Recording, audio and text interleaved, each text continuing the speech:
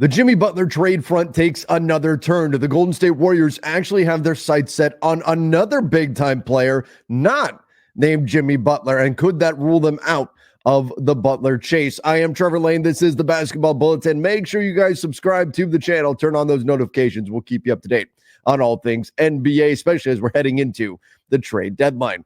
All right, so here's what we've got going on. Sam Amick of The Athletic reporting that, according to a source close to Butler, the Warriors are not currently seen as a viable option, and there have been no substantive talks or traction to get any type of deal done. Butler's history and reputation as a premium two-way perimeter player, which the Warriors could use, some credence exists the idea that his mid-range repertoire and defensive prowess could elevate the Warriors into that next tier of playoff threat. But Butler's age and injury history make him a risky choice, and his price tag makes him an untenable option. Wow, look, the Warriors to me made a lot of sense as a landing spot for Jimmy Butler, and it is noted in the article that it's always possible that could change. That's the way it is around this time of year. Look, a team can be out on a player, one phone call, they're back in, or vice versa. That's all it takes this time of year. But you know what? It does make some sense because there's some big questions that the Warriors have to ask. And what's interesting is there are actually some other targets, a specific target that the Warriors appear to prefer over Jimmy Butler. And I'll get to that in just a moment. But what the Warriors' problem with Jimmy Butler is specifically, it's not Jimmy Butler, the basketball player. I think a lot of teams would want Jimmy Butler if it was just Jimmy, the basketball player. But the problem is the contract, and it's not just this contract. As Sam Amick notes, it's the next contract. It's very similar to the Brandon Ingram situation, where Brandon Ingram is right now kind of stuck with the Pelicans, and the Pelicans can't find a team to move him to because nobody wants to be the team to pay him that next contract. Jimmy has $48.8 million, which just in salary matching is a challenge in and of itself. Trying to get a deal done and stay below, say, the first tier apron, which the Warriors are hard capped at. For some teams, it's a second tier apron. Whatever that is, there are teams that are going to have a hard time getting to a number that works with Jimmy making $48.8 million.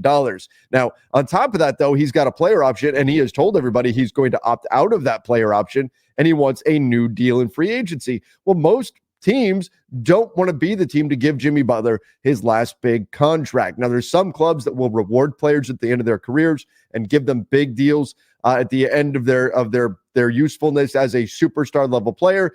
The Miami Heat say we don't want to do that with Jimmy Butler, and no other team wants to do it either. We'll talk a bit more about what they can actually do with Jimmy coming up next and the Warriors' next target. But first, I want to give a shout out to our sponsor, and that is Prize Picks. You know, Prize Picks is a ton of fun to play. Super, super easy as well. They've got a great promo code right now, which is Bulletin. That's our code, Bulletin. When you head over to Prize Picks, the link is in the description down below. You get a guaranteed $50 once you play $5 in lineups. I'm going to make a couple of quick picks here on Prize Picks. Let's go with Walker Kessler. This dude's been in trade rumors a ton. Walker Kessler, 1.5 assists against the aforementioned Miami Heat. 1.5 assists. Walker Kessler, not a big assist guy. It's a low number, but I'm actually going to say he gets less than that. We'll go there with Walker Kessler. Let's stick in the same game. Haywood Highsmith, the rebounds, the assists. He's going to be an important player. Oh, you know what? Tyler Hero. And then a hero comes along. Tyler Hero. I do think that Tyler Hero gets the job done. 23.5 points with no Jimmy Butler. He's suspended. The NBPA is going to appeal the suspension for Jimmy Butler, but I think Tyler Hero gets it done. And I like my guy Colin Sexton to do more than 22.5 points, rebounds, and assists as well. So you guys can go check that out. I'm even going to grab one of these Goblin plays as well. It gives you a upgraded ability or upgraded chance to actually win. So go check out Prize Picks. You can see how easy it is to play. Super fun. Use the link in the description down below. And again, that code is Bulletin. That way they know that you came from us, and you get a guaranteed $50 once you play $5 in lineups when you use that code. Again, Prize Picks, daily fantasy sports made easy. All right, let's get back to the Jimmy Butler situation and what's going to happen here. So now, if the Golden State Warriors are not in on Jimmy Butler, here's why. If they're not in, they don't want to be the team to give Jimmy his next contract. Under the new CBA, it's particularly punitive if you're paying players for production that they don't equal out to. You're paying them more than what they're actually providing on the floor. Jimmy is still a very talented player, and he can certainly help anybody in the postseason. But if the belief is at 35 years old and you're giving him his contract into the year 36 season, if you're not getting bang for your buck on that deal, because as Pat Riley criticized Jimmy for over the summer, he misses a lot of games too. Well, that can be very damaging to a club under the new CBA to give money to a player that's not being rewarded with production equal to that dollar amount that's being forked over. And again, if Jimmy's looking for like a max deal, we're talking 50 million plus on a deal, there's a decent chance that sometime by the end of that contract, it's a bad contract and probably an unmovable contract at some point, especially if we're talking like a 4-year deal. So I understand why teams wouldn't want to be the ones to give Jimmy his next deal, but it's not just that. It's also who the Warriors would have to give up. We're talking Andrew Wiggins would have to go. Well, guess what? He's your best wing defender. How much better are you getting replacing Andrew Wiggins with Jimmy Butler? You're getting better, there's no question, but how much better? Then we got to talk expiring contracts. Is it Dennis Schroeder? He can be reaggregated in a trade right before the trade deadline. It's the day before. He can be reaggregated. So now you're at $39 million, and you still have to add more money in order to get Jimmy Butler.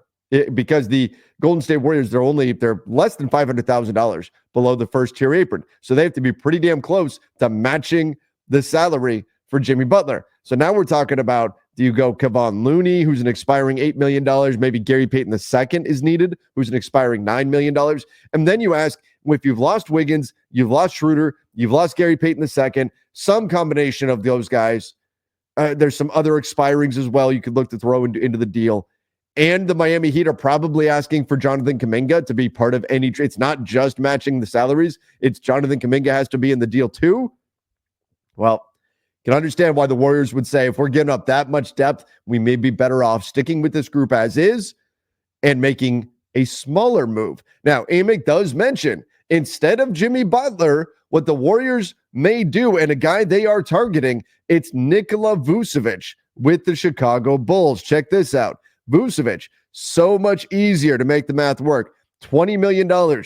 You can do that deal without giving up your best wing defender, without giving up Jonathan Kuminga. You can make the math work on a Vucevic trade, no problem. You've got the expiring contract of Kevon Looney. There's a center for a center. Boom. We want to tuck Dennis Schroeder. There you go. There's your money. That's it. The deal's ready. Dennis Schroeder, Kevon Looney. It's pure expiring contracts. Throw in a couple of second-round picks, and off you go. The Warriors now have the three-point shooting big that they've lacked recently. That would certainly be an interesting addition to them. Now, you could stack up some other players if you wanted. If we want to get into Gary Payton II or somebody else, it doesn't have to be Schroeder and Looney. But the point is, the Warriors have a lot of options to make something like that happen. And Vucevic just so happens to be having an excellent season, despite the fact that he's 34 years old, does have another year on the books. But Vucevic, 20-10. That's what he's averaging right now for the Bulls. Now, those numbers probably go down if he's on the Warriors just because of the opportunities are going to be less frequent. But 20-10 with 3.3 assists. We talk about the Warriors offense and how much it thrives on guys making off-ball cuts, guys popping free, and the big has to be able to hit those players. Vucevic can do that for you. He can do that. And he's shooting 44% from three. Now, the numbers tell us, the math tells us that's not sustainable. Regression will hit at some point. He's a 35% career three-point shooter, and I'm rounding up to get there. But the bottom line, he is shooting the hell out of the ball. He's played 33 games already this season, so it's not like this is a 5-game stretch or something like that. No, Vucevic is killing it right now. 56% from the field, 44% from three. He certainly can space the floor. He's a 20-10 guy right now, can help the Warriors on the glass. The one area that he doesn't help you with, really, it's the defensive side of the ball. He can get picked on there, certainly. He also has some challenges with protecting the rim. He's not that kind of a big. But if you want another weapon, another scoring option to take pressure off of Steph, maybe give Steph some more open looks, Vucevic certainly fits that bill. And the Chicago Bulls, because of Vucevic's age, they're rumored to not be expecting a first-round pick back. I'm sure they'll ask for it, but could it be like Dorian Finney-Smith, like Dennis Schroeder, where the Nets asked for first-round draft capital back, and they wound up settling for seconds? I think the Chicago Bulls could very well be in that scenario as well. They get a couple of expirings back. You get back a couple of second-round picks, something like that, and there you go. Now, the one thing to watch, though, with the Bulls, do they want to make the trade? And by the way, the answer, Bulls, should be yes. You do want to move Vucevic. Here's the problem. Chicago Bulls right now, the 10 seed in the Eastern Conference. Their pick, in case you haven't heard, top 10 protected in this year's draft. That's right. Top 10 protected. Right now, if the draft stayed chalk, they would just barely be hanging on to that pick rather than send it to the San Antonio Spurs. Right now, they would have the 9th pick, and that's if the draft stays chalk.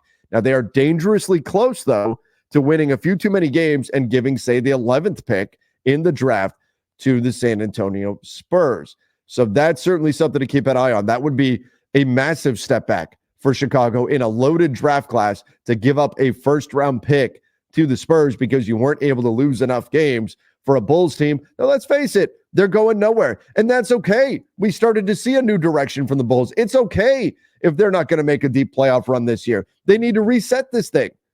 But if Bulls ownership, the powers that be, wants to continue to be part of the postseason and make the play-in, it just may cost them that first-round pick. And if that's the case, that they want to make the playoffs or the play-in, then maybe they do hold on to Nikola Vucevic. But again, to me, that's a big mistake by the Chicago Bulls. They need to truly burn this thing down, move Zach LaVine if you can, move Vucevic, try to move Lonzo Ball if you can get somebody to take him on, even if it's just as an expiring contract, and reset this team around your young guys. That should be the goal of the Chicago Bulls, not to make the play-in where, let's face it, you're probably not getting out of the play-in. And if you do, you're an easy first-round out for any of the top-tier teams in the Eastern Conference, unless you are that hell-bent on getting a couple of extra playoff checks, a couple of extra nights of playoff revenue. If that's what you are aiming for, if you're Chicago, you could be drastically damaging the long-term future of your club if you don't get a first-round pick in this year's draft. So if I'm Chicago, I'm moving Vucevic. I'm finding a deal, getting him off my roster. Don't accidentally win any more games. And there you go. Get into that tank race. But we'll see if Chicago agrees. The Warriors, though, appear more in on Nikola Vucevic than they are Jimmy Butler, which begs the question, where will Jimmy land? Shams Charania reported that the Heat are trying to move Jimmy. They are aggressively looking to move Jimmy as quickly as possible. They want to end this. They want to get him off their roster. So if it's not the Warriors, who is it? I think Sacramento might be desperate enough to do something like that, go after Jimmy Butler. I think of the Memphis Grizzlies actually could make some real sense as a landing spot for Jimmy Butler, as a wing player that could give them maybe a step up to where they now equal OKC in that Western Conference race. There's certainly going to be teams that are going to be interested. He's a talented enough player. But there's enough drawbacks that it's apparently scaring away right now the Golden State Warriors. Again, one phone call can change that. But everybody, let me know in the comments section, who should trade for Jimmy Butler? Who should trade for him? Let me know. And if you want my breaking analysis of the Butler situation as the news came out last night on his suspension, you guys can check that out right now. I'll put that video up for you to click. Thank you again, everybody. See ya, and stay safe.